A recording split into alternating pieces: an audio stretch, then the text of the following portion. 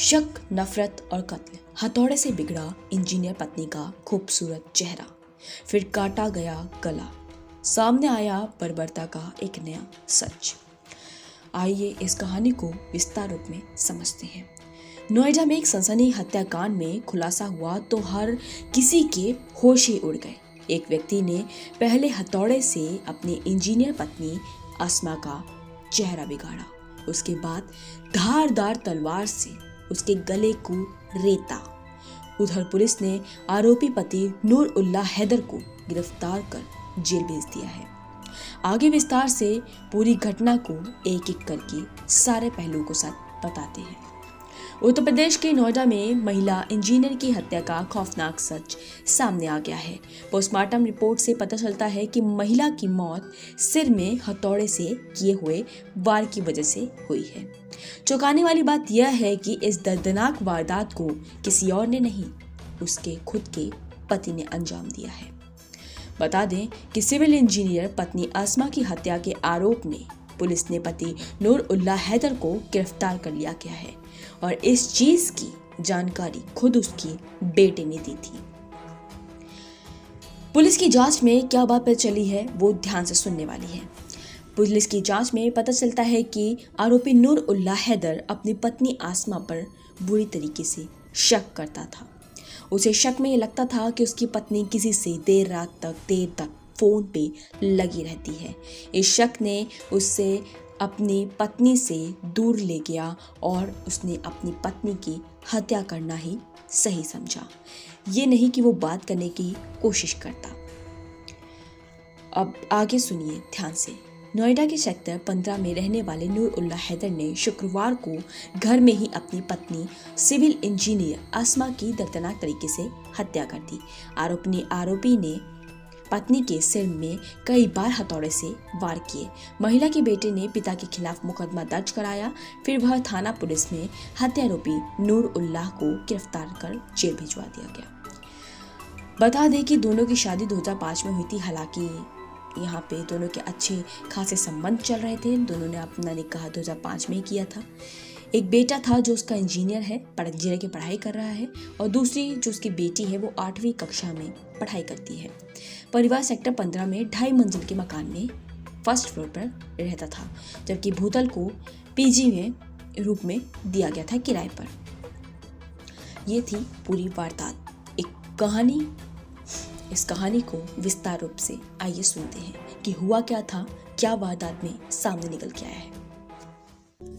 नमस्कार, सत श्री अकाल, आदाब, आप सभी लोगों का स्वागत करते हैं चैनल पे।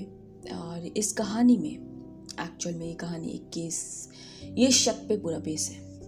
जी हाँ, शक करना बड़ी बुरी चीज़ है। एक बार को किसी बात पर मुद्दा चले और उस पे चर्चाएं हो जाए, पूछ लिया जाए, वारदात की पूरा अंजाम तक चले जाए, वो सही रहता है। लेकिन किसी बात पर, किसी इंसान पर शक करना और शक में आकर ही किसी गलत कदम को हाथ लगा लेना बहुत बुरा है। इसी तरीके का केस ये सामने है, नोएडा का मर्डर केस। आपने इसके बारे में सुना होगा, लेकिन हुआ क्या था पूरी वारदात स्टार्टिंग से सुनाते हैं। ये कहानी है यूपी के नोएडा इलाके की। नोएडा इलाके में अस्मा खान, एक औरत जिसकी उम्र है 42 साल। जी हाँ, 42 साल उसकी उम्र है, और उसके पति नूरुल्लाह हैदर जिसकी उम्र है 55 साल। ये दोनों रहा करते थे नोएडा में। इनका 3 मंजिला मकान था, जिसमें कि ये ऊपर रहा करते थे ऊपर वाले मकान में। नीचे वाले मकान में इन्होंने पीजी में दे रखा था, मतलब जो कॉलेज के बच्चे होते हैं उनको। बात क्या होती है कि वारदात किस तरीके से अंजाम होता है इस चीज़ का, किस तरीके से इन्होंने केस किया और क्या होता है इनके साथ, मतलब अस्मा खान के साथ। हालांकि बात है कि परिवार सही सलामत सही तरीके से चल रहा होता है। बात कहें तो उनकी बेटी और बेटा दोनों होते हैं। बेटा जो है वो इंजीनियरिंग की पढ़ाई कर रहा होता है और बेटी 8वीं कक्षा में पढ़ाई कर रही होती है। परिवार की जो शादी है, मतलब इन दोनों की जो शादी है, इनका जो निकाह है अस्मा खान का और पति का उसके नूरुल्लाह हैदर का 2005 में होता है। 2005 में तो ये निकाह होता है। सब सही सलामत अच्छी तरीके से चल रहा होता है, बिल्कुल ठीक तरीके से चलता है सब चीज़ें। बात है किसी धर्म की नहीं, बात है किसी और मजहब की नहीं, बात आती है एक शक की। होता क्या है कि ये जो अस्मा खान है, इनके पति की वारदात में पति ने क्या किया था उनके साथ, किस वजह से करते हैं, वो वजह बताएंगे। पहले होता क्या है ये सुनिए। पत्नी आती है, अपने सॉफ्टवेयर इंजीनियर थी और हाल ही फिलहाल में उसकी सॉफ्टवेयर इंजीनियरिंग ख़त्म होती है, जिससे वो जो है अपने ही मतलब बोला जाए कि जहाँ पे उसकी वो पढ़ाई करती है। पत्नी ने अभी अभी मौलाना आज़ाद नाम से एक कॉलेज है, आप सभी जानते हैं दिल्ली में, वहाँ से स्टडी को अपने पूरा किया था। पढ़ाई लिखाई वहीं से पूरी हुई है। पढ़ाई लिखाई पूरी तो वहाँ से हुई है, इस बात को हम मानते हैं। वैसे ही जैसे पढ़ाई पूरी होती है, साथ ही वो जॉब पे लग जाती है एक कंपनी में। अब कंपनी में जॉब पे लगी है, जॉब पे जाने लगी, इस बात का हजम नहीं होता, इस बात जो है ये बात उसको हजम नहीं होती, उसके पति को। बात क्या होती है, उसके पति क्या कहते हैं, वो पति नाराज़ होता है इस बात से कि वो कमा रही है, क्योंकि वो ट्रेडिंग का काम करता था घर में बैठ के। तो उसके पति को ये चीज़ पसंद नहीं थी कि बाहर जाके कमाए, क्योंकि उसका मन था कि वो भी बोला जाता है ना कि एक औरतें सोचती हैं कि मतलब अपने पैरों पे खड़े होना बहुत ज़रूरी बात है। उसको कहीं ना कहीं लगता था, उसको भी कमाने का, पढ़ने लिखने का बहुत शौक था। तो वो भी चाह रही थी कि वो भी अपने पैरों मुकाम पे खड़े होके और कुछ करे, ज़िंदगी में कुछ बुलंदियों को हासिल करे, जैसे कि सब एक लड़की और लड़के सबका सपना होता है। उसका भी सपना था, वो चाहती थी ऐसे तरीके से करना। पति ट्रेडिंग का काम करता है, जिसमें कि वो घर रह के काम करता था, बाहर जाने की ज़रूरत नहीं। तो उसे लगता था कि ये बाहर जाके कमा रही है। और आज जैसे कि आप हाल फिलहाल में सब जानते ही हैं कि लोगों का गलत शक बन ही जाता है। अगर आप 4 शब्दों की बातें किसी से व्यक्ति से कर लेती हैं, औरतें हैं कर लेती हैं, तो लोगों के मन में शक आ जाता है कि लड़की गलत है या बुरी है। वो ये नहीं देखते कि असल में है गलत कि नहीं। काफ़ी सारे लोग हैं बहुत सारे लोग हैं जो काम कर रहे हैं, बट वो गलत नहीं है।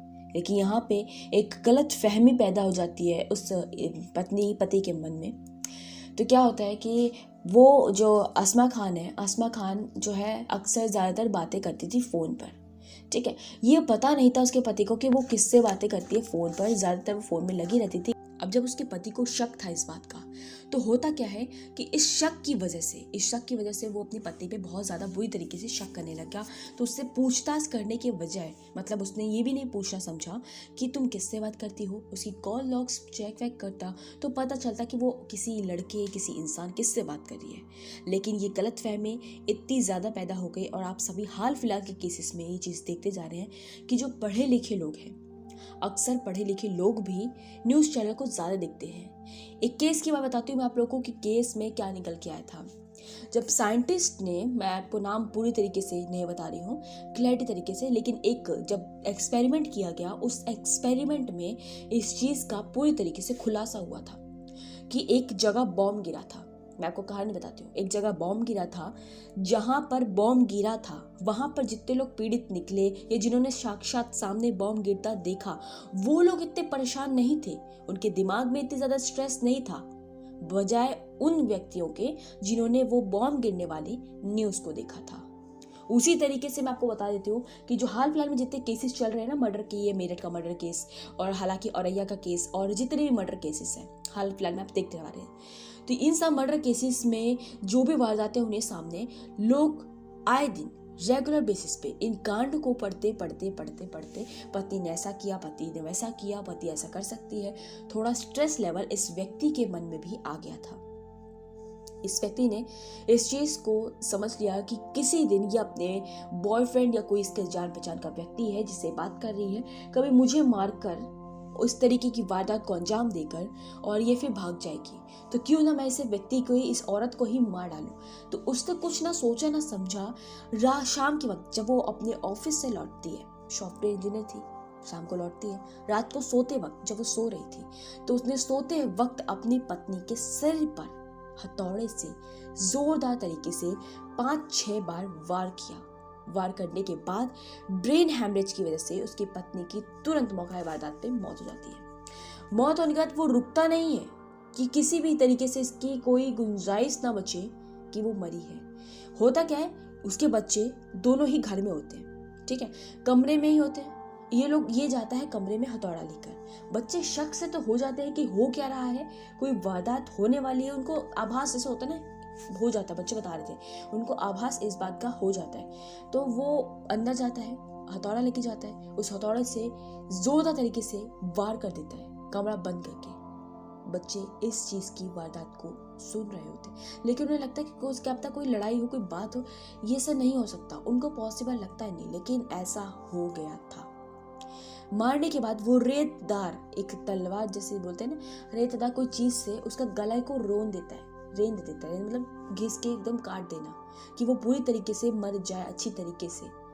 तो ये मानसिक रूप से पीड़ित व्यक्तियों का ही एक अंजाम होता है।